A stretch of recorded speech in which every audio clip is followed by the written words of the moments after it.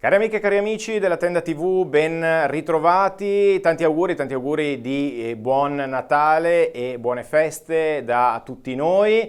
Natale con noi, il programma che vuole tenervi compagnia nel corso delle festività natalizie e quest'oggi con piacere ospitiamo per la prima volta qui nei nostri studi il vescovo di Vittorio Veneto, Monsignor Riccardo Battocchio. Monsignor Battocchio, io la ringrazio e la saluto. Benvenuto qui nei nostri studi.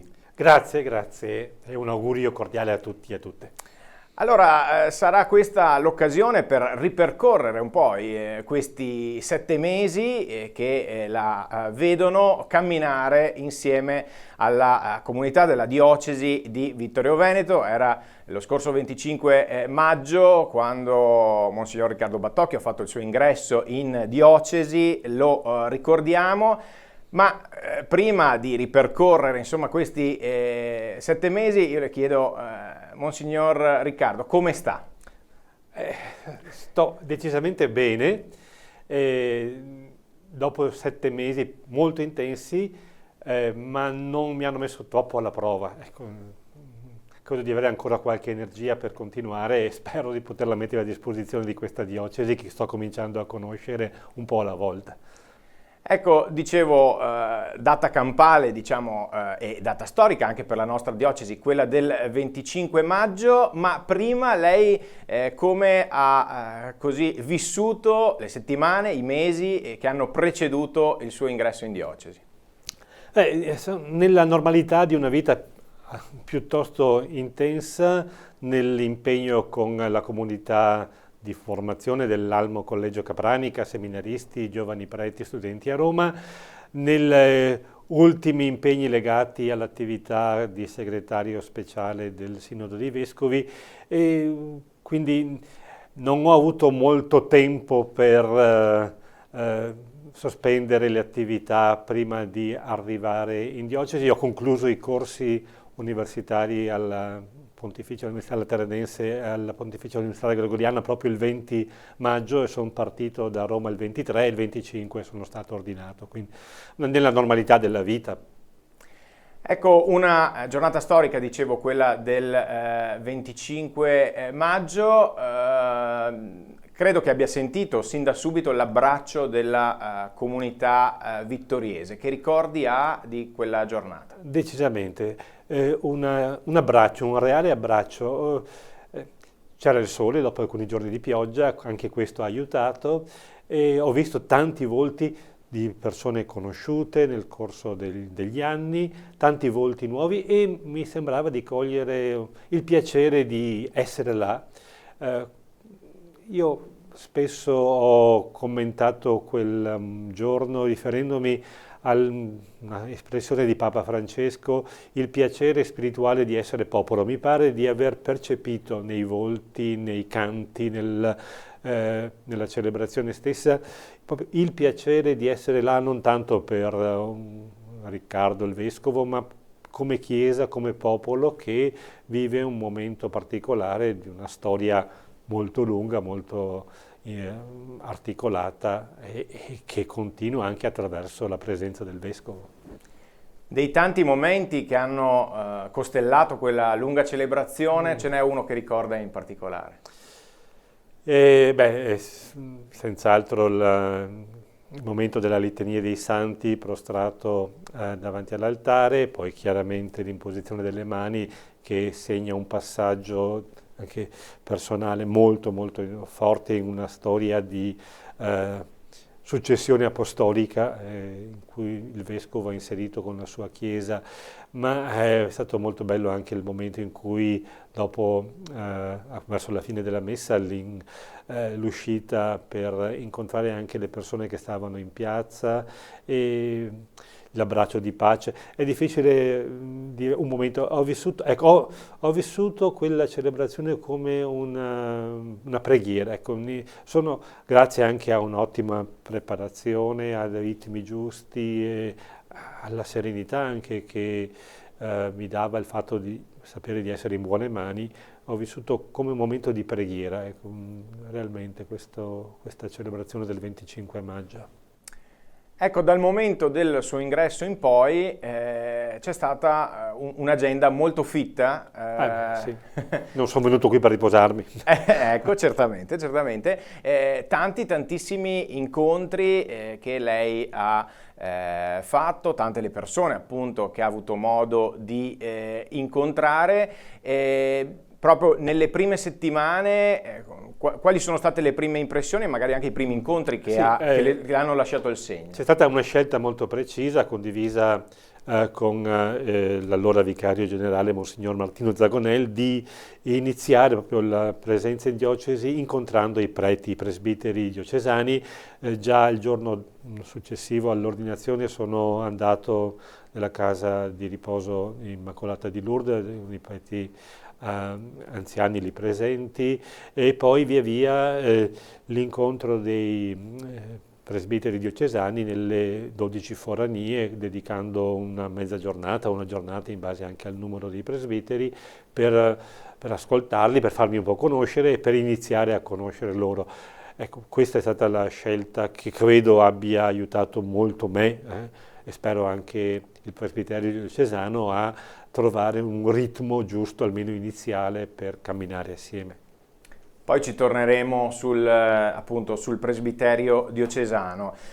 Una delle sue prime dichiarazioni è stata: devo imparare a fare il vescovo. Sì. E io le chiedo, ha imparato in questi mesi? Sto imparando e credo che fino alla fine imparerò. Non si impara una volta per sempre, perché poi gli incontri permettono di approfondire anche la conoscenza di sé in quanto vescovo, e spero di continuare a imparare fino alla fine. Ecco, Mentre sempre poi entreremo in altri temi e volteremo pagina, insomma una delle peculiarità della diocesi di Vittorio Veneto è una residenza vescovile piuttosto importante. Com'è il panorama dal castello di San Martino? Allora, negli anni, da quando sono prete, forse anche prima, sono stato bene dove mi hanno messo, quindi quando ho visto quella residenza, chiaramente sapevo che il vescovo di Vittorio Veneto abitava in un castello, ma ero un po' quasi preoccupato che fosse una situazione di isolamento. In realtà poi molto presto ho compreso che è un luogo vissuto, un luogo di incontri, ci sono persone che vengono volentieri, non mi sono sentito isolato. La casa è una casa più che dignitosa, ma non tale da perdersi. Ecco, diciamo che mi sono sentito subito a casa in quel luogo, che permette un po' di avere uno sguardo sulla pianura. Ogni mattina quando apro la finestra, ecco, sono sollecitato a un pensiero, anche una preghiera per la diocesi, per la parte della diocesi che mi sta alle spalle, la Vallata, lo Zumellese, e poi per la parte che mi sta di fronte fino a Ceggia, Torre di Mosto, San Giorgio di Livenza. Ecco, idealmente dal castello si abbraccia tutta la diocesi. E lei ha fatto riferimento all'estensione della nostra diocesi. Quanti chilometri ha macinato in questi mesi? Tanti, ma non è una cosa che mi affatica, anche perché è un territorio, sì, adesso non saprei quantificare, ma non mi stanca, e è ben collegato il territorio, quindi è poi piacevole. La cosa bella, che ho detto anche a qualcuno in questi tempi, è che dopo 6 anni di vita nel centro storico di Roma ho potuto assistere un po' al passaggio delle stagioni, dall'estate, fine primavera-estate, l'autunno, l'inverno, e anche questo è stata una piacevole sorpresa. Diciamo, le montagne aiutano il panorama. Le montagne, le colline, la pianura, insomma, anche questo aiuta, sì. Certo. Ecco, il suo predecessore, sappiamo, Monsignor Corrado Pizziolo, che salutiamo, utilizzava il giardino, i giardini del castello, anche come così, momento per meditare, per pregare. Anche lei fa lo stesso? Sì, volentieri, al mattino, il giardino. Poi ho scoperto anche i sentieri che portano a San Paolo, al Monte Altare, quindi in base ai tempi disponibili, però qualche camminata sì, verso San Paolo e verso il Monte Altare al mattino presto mi aiuta anche a iniziare la giornata a pregare anche. Quindi c'è la possibilità di incontrarla sui sentieri vicino al castello? Sì, sì, ecco, anche per me è una bella occasione, ho incontrato qualcuno, qualche appassionato quindi voltiamo pagina, lei è entrato a far parte della conferenza episcopale triveneta, come è stato accolto dagli altri vescovi del nord-est? mi sembra in maniera molto naturale, un po' li conoscevo, mi conoscevano, alcuni sono della diocesi di Padova, altri ho avuto modo di incontrarli nel corso degli anni, anche lì è un ambiente da conoscere, le dinamiche sono da capire, ma mi pare di aver colto la voglia di lavorare assieme con le diverse peculiarità del territorio, perché è una regione ecclesiastica appunto triveneta, ma sono 3 regioni amministrative con caratteristiche diverse, il Veneto, il Trentino Alto Adige, il Friuli Venezia Giulia, e anche i vescovi hanno storie diverse, e un po' alla volta anche lì cercherò di capire come essere presente in questa realtà di chiesa, in questa realtà intermedia, ecco, tra la diocesi, la Chiesa italiana e poi la Chiesa del mondo e la Chiesa intera. Ecco, faceva riferimento alla Chiesa italiana, alla Chiesa universale. Quest'anno, il 2025, l'anno che si sta per chiudere, ha visto l'arrivo al soglio pontificio di Papa Leone. Lei ha avuto modo di incontrarlo in alcuni momenti, diciamo così? Momenti ufficiali, sapevo chi era, avevo avuto modo di incontrarlo qualche volta durante le assemblee del Sinodo dei Vescovi, sapevo appunto che era una persona molto stimata, l'avevo ascoltato qualche volta e non mi sono stupito più di tanto quando è stato pronunciato il suo nome dal balcone della Basilica di San Pietro, e poi ci sono stati momenti di incontro con gli altri vescovi sia durante il corso per i nuovi vescovi a cui siamo stati tutti invitati, i vescovi nominati nel corso dell'anno, sia poi nell'incontro della conferenza, nell'assemblea della conferenza episcopale italiana. E soprattutto, ecco, più che gli incontri in questo momento cerco di leggere i suoi interventi, di capire anche come riuscire a far camminare assieme la nostra diocesi con la Chiesa nel suo insieme, le chiese sparse nel mondo che vedono nel Papa il segno di unità, di comunione.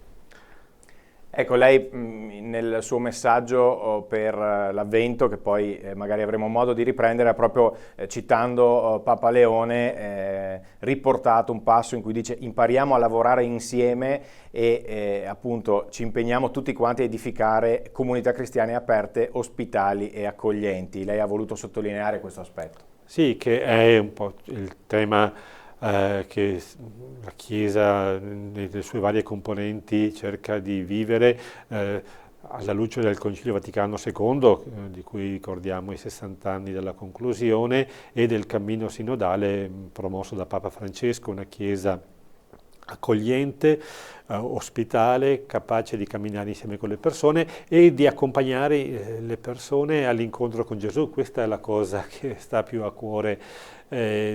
Non si è accoglienti, non si è ospitali solo per il gusto di stare insieme, ma proprio perché questo stare insieme ci permette di sperimentare la relazione con Gesù, il Cristo, il suo Vangelo. A proposito di stare insieme, l'abbiamo detto, in questi mesi lei ha incontrato tante persone. Passiamo un po' in rassegna alcuni degli incontri che ha fatto. Per esempio, i giovani. Che tipo di rapporto ha instaurato con i giovani di cui giovani e Chiesa soprattutto si parla sempre magari in maniera così un po' negativa, c'è sempre meno partecipazione, eccetera, eccetera. come intervenire. Lei dagli incontri che ha avuto con i giovani, ricordiamo ad esempio il grande incontro quest'estate col Giubileo, per esempio, dei giovani a cui lei ha partecipato, come si è messo in relazione con loro? Sì, sento un po' difficile parlare di giovani come categoria, in genere cerco di evitare di procedere per generalizzazioni, perché poi sono persone, ciascuna con la propria storia e chiaramente in relazione l'una con le altre. Ho incontrato, è stata una delle esperienze forse più incoraggianti per me, anche i giovani al Giubileo a Roma, sia incontrati prima al Nevegal, quando con il gruppo di Belluno e Vittorio Veneto hanno vissuto un momento di preparazione, poi ho avuto modo di incontrarli anche dopo in una specie di ripresa di quel cammino. E è stato anche di impatto vedere, erano circa 400 i giovani che hanno partecipato al Giubileo, provenendo dalla parrocchia della nostra diocesi. Anche il numero dice qualcosa di significativo, anche se non è che ci fondiamo sui numeri per capire la qualità della vita della Chiesa. E certo, ecco, io vedo tanti giovani quando vado in giro per i paesi che l'impressione non è che abbiano la Chiesa come punto di riferimento principale. Spero che quei giovani che partecipano alla vita della Chiesa, ai vari movimenti, associazioni, dagli Scout, Azione Cattolica e altre realtà, siano anche per gli altri un segno incoraggiante, uno stimolo a vivere rapporti buoni.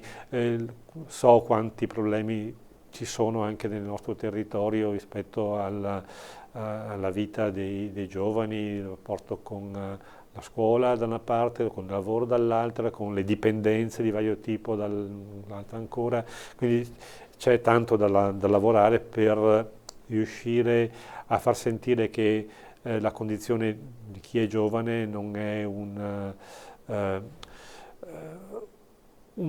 sosta, un passaggio che non ha valore in se stesso, ma solo in quanto porterà qualcosa più avanti, ma riconosce il loro valore, il loro apporto, e soprattutto che questo mi preoccupa un po', ma preoccupa tanti, che non si sentono un po' schiacciati da una società che tende ancora, per tanti motivi, a far spazio più agli adulti o agli anziani, che, anche per motivi numerici, che ai giovani.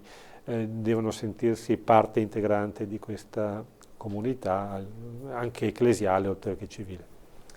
Mentre ha incontrato anche tante famiglie, penso magari anche alle tante celebrazioni a cui lei ha partecipato, è stato invitato veramente dappertutto in questi 7 mesi, e credo che poi, insomma, oltre magari agli incontri personali, quelli un po' più dedicati, come dicevamo prima, ha ricevuto l'abbraccio di tante famiglie, tante persone. Ha un ricordo particolare, qualcuno che le è rimasto, un incontro particolare di questi mesi che le è rimasto particolarmente impresso?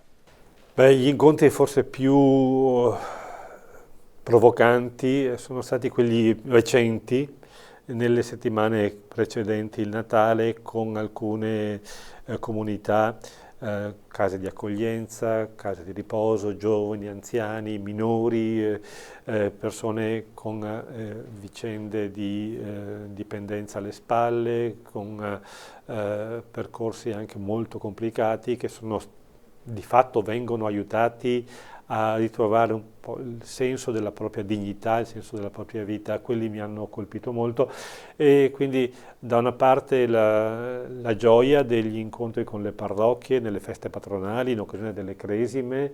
È chiaro che quando va il vescovo vede la chiesa piena, è anche facile, poi soprattutto all'inizio forse è l'entusiasmo. Sì, c'è anche una visione, il rischio di una visione un po' distorta anche della realtà, perché appunto poi nella quotidianità forse ci sono aspetti che un vescovo magari non riesce subito a cogliere. ma appunto dicevo, vedere quanta attenzione da una parte c'è a situazioni di fragilità e quanti bisogni ci sono ancora nel nostro territorio. E poi anche un incontro che mi ha poi aiutato a entrare ancora un po' di più nel contesto è quello con i sindaci, un incontro prenatalizio con i sindaci del territorio. Com'è stato l'incontro con gli amministratori del territorio? Beh, mi ha colpito la loro disponibilità, ecco, pensavo così, un po' che fosse una specie di atto dovuto e quindi, più o meno, sì, non dico sopportato, ma accettato. Invece mi sono accorto con molto piacere che era un momento desiderato, che le persone, i sindaci e le sindache presenti erano contenti di esserci e avevano apprezzato questo invito, l'invito della pastorale sociale e appunto del vescovo, e anche il dialogo è stato bello, Cosa è sincero. emerso in sintesi No, nel corso dell'incontro? è emersa la consapevolezza delle fatiche del territorio, alcune delle quali chiaramente sono condivise dalle comunità cristiane oltre che dalle amministrazioni, però il desiderio anche di lavorare per il bene di questa comunità insieme, ecco, e l'esigenza anche di figure anche autorevoli, e anche la richiesta di essere riconosciuti in qualche modo come figure autorevoli autorevoli nel senso che alle quali è possibile far riferimento perché hanno qualcosa da dare, non bacchette magiche con cui risolvere i problemi, ma una visione della società, del cammino anche del territorio che può aiutare a sentirsi parte di una comunità. E i problemi sono tanti, problemi di mancanza di risorse, si è visto anche nelle recenti elezioni regionali quanta fatica ci sia ancora nel prendere parte, nel sentirsi parte di una realtà come una comunità civile e del prendere parte, la tendenza all'individualismo, la ricerca degli interessi di corto respiro, degli interessi esclusivamente privati, rischia un po' di compromettere quel bene comune che è decisivo per tutti e che permette anche agli singoli poi di star bene. Abbiamo citato gli amministratori locali, abbiamo citato anche su scala un po' più alta la regione, a livello nazionale ma anche, perché no, mondiale. Le chiedo un suo parere riguardo all'operato dei nostri governanti, parlo del governo italiano, ma anche su scala mondiale. Purtroppo, così guardando il telegiornale, molto spesso ci rendiamo conto che forse la ragione non è quella che guida, insomma, così l'andamento di questa nostra società. Penso al perseguimento della pace, che secondo noi, insomma, è un qualcosa di scontato, ma che invece poi, se guardiamo ogni sera al telegiornale, questa pace agognata in realtà non c'è. E sarebbe bello riuscire a partire dalle relazioni anche più vicine, trovare un linguaggio che non sia polarizzante, che non sia solo quello della contrapposizione, non urlare, non usare un linguaggio violento, sarebbe già tanto questo, capire che i problemi sono complessi e problemi complessi non ammettono soluzioni immediate, facili, vanno cercate con pazienza, forse il tipo anche di comunicazione a cui assistiamo, in cui siamo coinvolti, non aiuta sempre.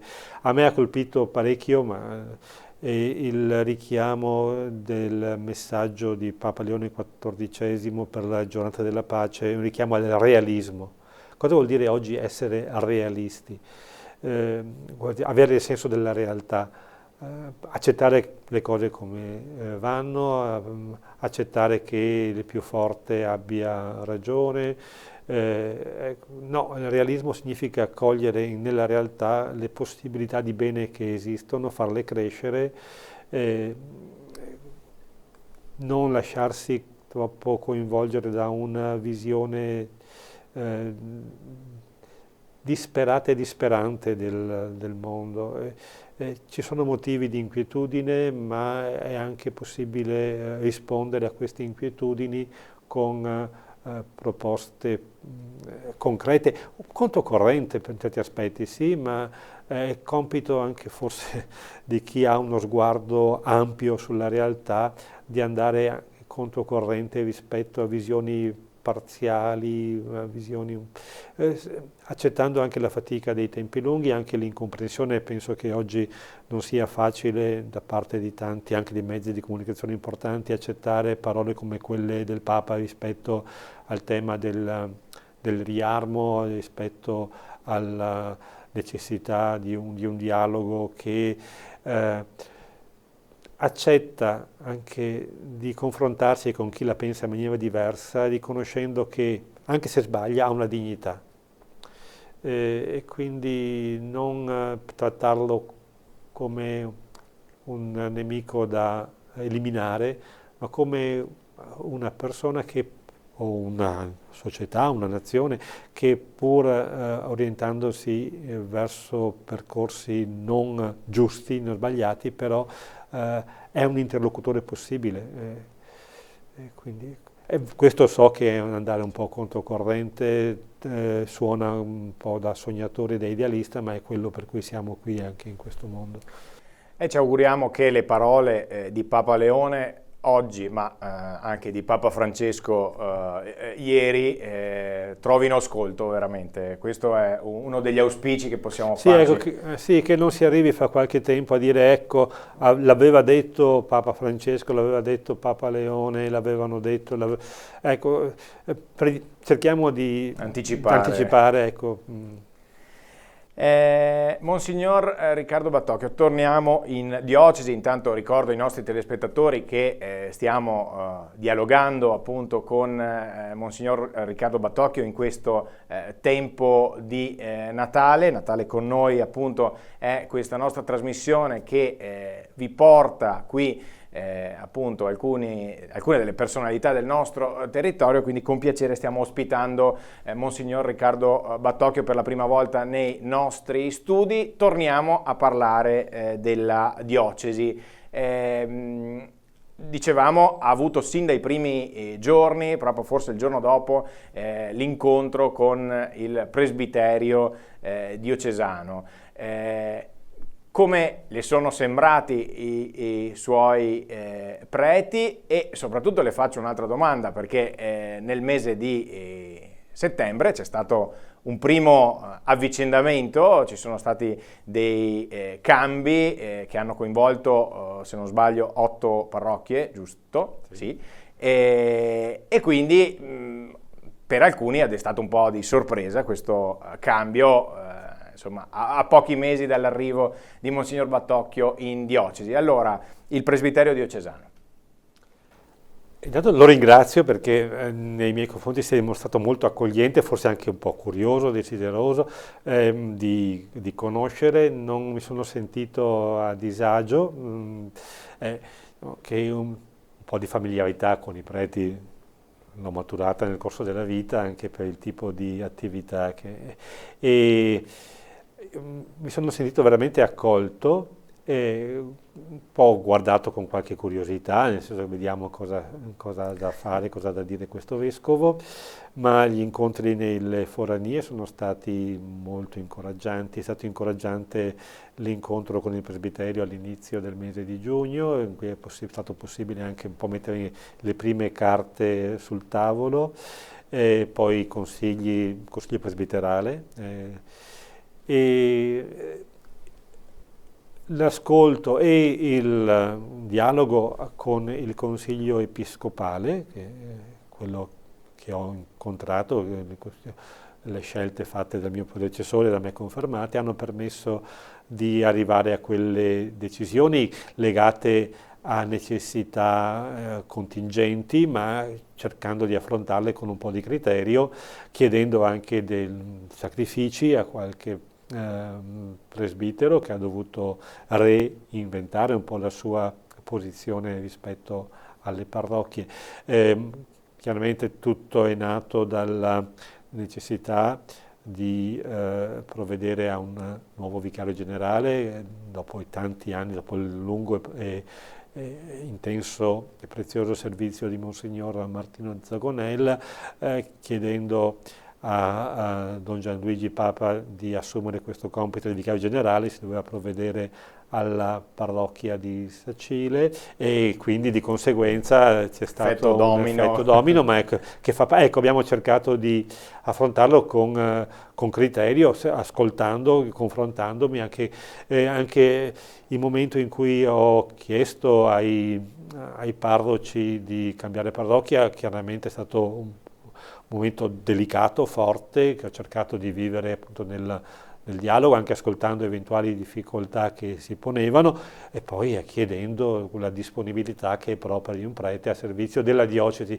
I presbiteri, i sacerdoti diocesani sono a servizio della diocesi, non di una singola parrocchia, e questo credo sia importante, sentirsi a servizio di una chiesa che è costituita da parrocchie, unità pastorali, foranie, ma è una sua unità alla quale mi permetto anche di aggiungere due momenti forti di incontro con il presbiterio, che sono stati le esequie di due presbiteri diocesani, Monsignor Noè Tamai e Monsignor Piersante D'Ametto. Anche questo è stato un momento di incontro con la storia di presbiteri, con il bene, tanto bene fatto, con la stima che tanti hanno dimostrato nei loro confronti. Anche per me è stato un modo di inserirmi nella storia del presbiterio, non solo nel presente e spero nel futuro. Ecco, ovviamente una delle problematiche di cui si parla sempre è ci sono pochi preti, ok? Ci sono pochi sacerdoti. Oltre a questo, quali altre problematiche sente come stringenti, se vogliamo, per la nostra diocesi? Pochi o tanti, questo è anche molto relativo, cioè pochi rispetto a cosa, pochi rispetto ad un modello di chiesa. Forse, ecco, noi continuiamo a pregare e impegnarci perché ci siano giovani che scelgono di dedicare la loro vita al ministero presbiterale, come preghiamo perché ci siano persone che si dedicano ad essere diaconi nella diocesi, ma come preghiamo perché ci siano persone disponibili a svolgere quei servizi, quei ministeri che permettono alla comunità di compiere la missione che le è affidata. Quello che vedo come cammino da fare qui in diocesi, ma in generale nelle nostre chiese italiane, è quello di passare da una visione di chiesa ancora molto incentrata sul presbitero a una visione di chiesa più consapevole che il soggetto è la comunità, il soggetto dell'azione pastorale è la comunità nelle sue varie componenti, alcune con dei servizi specifici, altre con proprio quel cammino consueto di una vita cristiana ordinaria, che però sono segno della presenza di Cristo, del corpo di Cristo nel nostro territorio. Quindi passare a usando un'espressione forse un po' semplificante, da una visione tendenzialmente clericale della vita della Chiesa a una visione di popolo. Lei ha citato le vocazioni, l'auspicio che ci siano nuove vocazioni, e questo 2025 per il seminario vescovile di Vittorio Veneto ha visto un cambiamento, diciamo, abbastanza importante.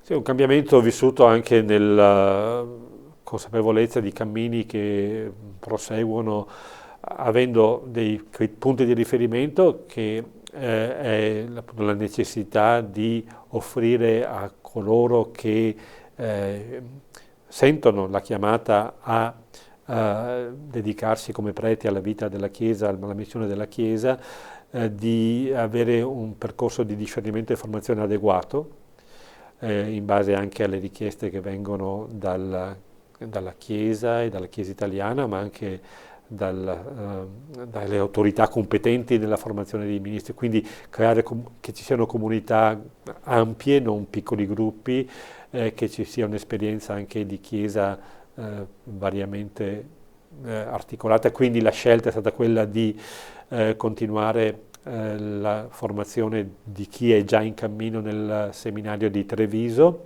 dove c'è una comunità che continua e dove c'è un istituto teologico che permette una formazione adeguata a 2 seminaristi già in cammino, che non risiedono più nel seminario di Vittorio Veneto, ma risiedono stabilmente a Treviso, pur continuando a essere presenti nelle parrocchie, nella vita della diocesi in maniera molto assidua. Un giovane che sta iniziando il cammino proprio della fase chiamata di discepolare nel seminario Insieme, promosso dalle diocesi di Vicenza, Padova, Adria, Rovigo e Chioggia, e poi ecco un percorso verso l'accompimento del cammino iniziale un seminarista che sta facendo un'esperienza in Brasile, poi farà un'esperienza in parrocchia in vista dell'ordinazione diaconale e presbiterale. Quindi cercando di essere attenti alle singole persone, ai cammini di ciascuno. Il seminario a Vittorio Veneto esiste e rimane come casa, come luogo, come residenza di alcuni presbiteri e come punto di riferimento per vari cammini di pastorale vocazionale, giovanile e per anche la vita della comunità. Certo, è una realtà complessa, una struttura grande che ha bisogno di attenzione, dovremo anche riflettere su questo, ma il seminario è uno dei tesori preziosi della nostra diocesi. Stiamo vivendo il tempo di Natale, ovviamente a Natale ci sono sempre i buoni propositi, siamo tutti più buoni, eccetera, eccetera. In diocesi c'è un progetto, un percorso che non riguarda solo il periodo di Natale, ovviamente, che si chiama Vivere la prossimità, cioè l'attenzione alle periferie, agli ultimi, ai momenti di difficoltà. Vogliamo parlarne in quanto buona pratica da esportare? Sì, nella piccola lettera pastorale che ho inviato all'inizio dell'Avvento ho segnalato 4 ambiti ordinari della vita della Chiesa come meritevoli di attenzione e uno di questi appunto sono i percorsi di formazione alla prossimità, cioè aiutare alcune persone all'interno della comunità a rendersi più vicine e avere anche un occhio attento alle situazioni di fragilità, di bisogno che sono all'interno di una parrocchia o di una unità pastorale o di una forania, e in modo che chi vive queste situazioni appunto di fragilità, di isolamento, abbia la possibilità di sentirsi parte della comunità e la comunità cristiana abbia modo di uscire dalla certa comfort zone in cui rischia talvolta di trovarsi e interagendo anche con le realtà della vita civile, gli assistenti sociali, quello che può essere un'interazione anche attenta a ciò che nel nostro territorio è già presente. Ecco, farsi prossimo è il compito del cristiano, è la parabola del Samaritano, ecco, chi è il mio prossimo, ecco, non fatti prossimo, ecco, farsi prossimo è lo stile del cristiano che stimola anche la società civile a vivere questa prossimità. Sono percorsi che già in alcuni contesti ben consolidati, mi pare da quello che capisco che la risposta sia positiva e continuiamo su questa strada. Ci stiamo avviando verso la conclusione. Qual è il suo messaggio che vuole regalare e il suo augurio anche ai nostri telespettatori e agli ascoltatori di Radio Palazzo Carli per questo Natale 2025? Il mio messaggio è questo: non aver paura di credere al Vangelo anche quando il Vangelo sembra non essere tanto di moda, quando sembra che certe forme di realismo siano più allettanti nell'affrontare i problemi. Ecco, c'è un realismo del Vangelo che dobbiamo tenere caro perché aiuta a vivere, aiuta a continuare a sperare, non tanto che le cose vadano bene, perché questo è anche auspicabile, ma sperare che si continui a manifestare nel mondo l'amore di Dio anche attraverso il nostro impegno, i nostri gesti, le nostre relazioni più semplici, ordinarie, attraverso il nostro farsi prossimo gli uni agli altri. Monsignor Riccardo Battocchio, io la ringrazio per essere... Grazie a voi, alla Tenda TV, a Radio Palazzo Carli, al servizio che fate, che sto scoprendo in questi mesi, vedo che c'è una presenza assidua, una possibilità bella per comunicare all'interno della diocesi e non solo all'interno della diocesi, quindi grazie del vostro lavoro e auguri a voi. Le chiedo se il caminetto alle sue spalle l'ha riscaldata nel corso di questa intervista. Beh, sono le relazioni che riscaldano il caminetto, ecco, per fortuna non è pericoloso, non va contro le norme della sicurezza, Esatto. E quindi questo ci dà un po' di speranza. Come trascorrerà queste giornate? Avrà modo di riposarsi anche un po' oppure no? Ma non è che abbia tanto voglia, bisogno di riposarmi. Diciamo che le cose che sto facendo mi coinvolgono, mi appassionano, celebrazioni, incontri, poi avrò qualche altro impegno istituzionale anche fuori diocesi, 2 giorni a Roma, quindi sì, e poi l'occasione di incontro, spero di trascorrerli con una certa serenità, quella serenità che è frutto anche della preghiera di tanti in questi giorni. Monsignor Riccardo, ancora tanti auguri. Buon Natale a tutti gli ascoltatori e a tutti gli spettatori di Tenda TV di Radio Palazzo Carli. Grazie mille, quindi noi ringraziamo il Vescovo di Vittorio Veneto, Monsignor Riccardo Battocchio, per essere stato con noi all'interno di questa trasmissione, lo ricordo per la prima volta qui nei nostri studi. Io vi ringrazio ovviamente per averci seguito, ricordo che questa trasmissione andrà in onda nel periodo delle feste e avremo altri ospiti che verranno a trovarci qui nel nostro studio. Grazie ancora e tanti auguri dalla Tenda TV.